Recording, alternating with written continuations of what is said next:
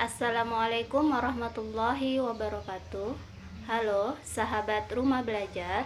Perkenalkan, nama saya Sri Handayani, guru SMA Negeri 2 Polewali, Provinsi Sulawesi Barat. Pada kesempatan kali ini saya akan menjelaskan materi tentang polinomial atau suku banyak ya.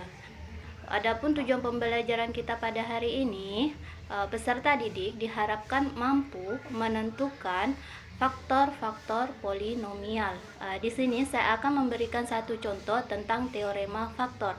Tapi sebelum saya membahas contoh tersebut, terlebih dahulu kita harus tahu apa itu faktor. Jadi, faktor itu adalah pembagi tanpa sisa, ya.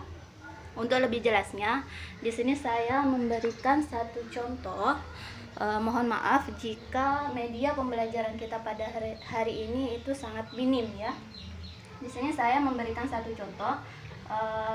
Jika suku banyak x pangkat 3 dikurang x pangkat 2 dikurang 3x ditambah p mempunyai faktor x kurang 2, tentukan nilai p dan faktor lainnya. Di sini kita disuruh menentukan nilai p dan faktor lainnya. Sebelum kita menyelesaikan soal tersebut, terlebih dahulu kita harus mensubstitusikan x kurang 2 ini ke dalam bentuk polinomialnya ya. Ya, jadi sebelum kita masukkan x kurang 2, faktor x kurang 2 ini kita jadikan persamaan 0 dulu. Jadi di sini x dikurang 2 sama dengan 0. Jadi x sama dengan 0, karena di sini negatif 2, berarti di sini menjadi positif 2. X sama dengan 2.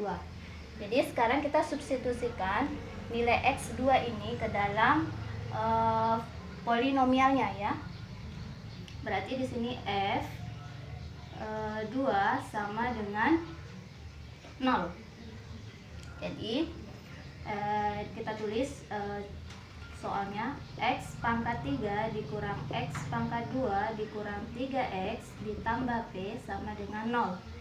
Nah, sekarang kita substitusikan masuk, nilai x-nya diganti dengan 2. Berarti di sini 2 berpangkat 3 dikurang 2 berpangkat 2 dikurang 3 dikali, karena ada x berarti kita ganti dengan 2, ditambah p sama dengan 0. Sekarang 2 pangkat 3 itu artinya 2 kali 2 kali 2. Berarti kalau 2 kali 2 kali 2 itu hasilnya 8. Sedangkan ini 2 berpangkat 2 berarti 2 kali 2 hasilnya 4. Nah, di sini tidak ada pangkat, di sini pangkatnya hanya 1, jadi 3 kali 2, langsung saja kita kalikan. 3 kali 2 itu 6, ditambah P sama dengan 0. Sekarang kita kurangkan ya, 8 dikurang 4, 8 kurang 4 itu 4, 4 dikurang 6 itu hasilnya negatif 2, ditambah P sama dengan 0. Jadi sekarang kita satukan yang sejenis. Mana yang sejenis? Yang sejenis itu konstantanya yang sejenis. Berarti turun P sama dengan 0. Karena ini negatif 2, berarti di sini harus menjadi positif 2. Jadi P sama dengan 0 ditambah 2, hasilnya 2. Jadi sekarang kita sudah mendapatkan nilai P-nya itu 2. Terus selanjutnya apa yang kita akan lakukan?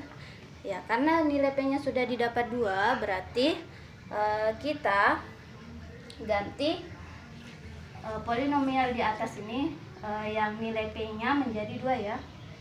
Jadi P kita masukkan, nilai P-nya kita masukkan ke dalam polinomial di atas ya.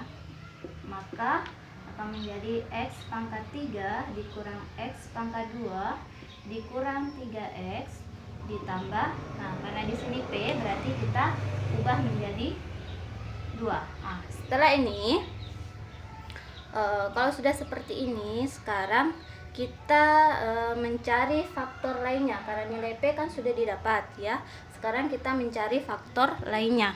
Untuk mencari faktor lainnya, kita bisa menggunakan pembagian suku banyak. Kita bisa menggunakan metode bersusun atau kita bisa menggunakan juga metode Horner. Untuk lebih memudahkan, di sini saya akan menggunakan metode Horner ya. Jadi ini kita ubah menjadi metode Horner. Metode Horner berarti di sini karena X itu nilainya 1, berarti di sini harus 1. Sekarang di sini ada negatif X, berarti negatif 1. Sini ada negatif 3, berarti di sini negatif 3. Sini ada konstantanya 2, berarti di sini 2. Terus untuk pembaginya kita ambil faktor di atas ini ya, X kurang 2. Berarti kalau kita jadikan persamaan 0, berarti pembaginya itu adalah 2. Nah, sekarang tetap turun 1. Sekarang 1 kali 2 itu hasilnya 2. Di sini ditambah ya. Sekarang negatif 1 ditambah 2. Negatif 1 ditambah 2 itu hasilnya positif 1. Sekarang 1 kali 2, 2. Sekarang negatif 3 ditambah 2 itu hasilnya negatif 1. Sekarang 1 dikali 2 hasilnya negatif 1 dikali 2 hasilnya negatif 2. Positif 2 ditambah negatif 2 hasilnya 0. Sekarang kita sudah dapat sisa pembagiannya itu, ini sisa ya. Sisa pembagiannya itu 0, berarti faktornya, faktor X kurang 2 itu merupakan faktor ya. Sedangkan untuk hasil pembagian, ini hasil pembagiannya kita ubah. Jadi hasil pembagian, karena di sini 1 berarti X berpangkat 2. Di sini positif 1 lagi berarti ditambah X. Di sini konstantanya berarti ditambah dikurang negatif 1. Sekarang untuk mencari faktor lainnya kita bisa faktorkan ini. Kira-kira bisa difaktorkan atau tidak? Karena X pangkat 2 ditambah X kurang 1 tidak bisa difaktorkan, jadi faktor lainnya itu X pangkat 2 ditambah X dikurang 1, sedangkan nilai P nya itu adalah 2. Sekarang kita sudah dapat nilai P dan faktor lainnya. Jadi cukup di sini penjelasan kita pada hari ini, yaitu tentang teorema faktor. Mudah-mudahan bisa dimengerti dan dipahami. Cukup sekian, saya ucapkan terima kasih. Assalamualaikum warahmatullahi wabarakatuh.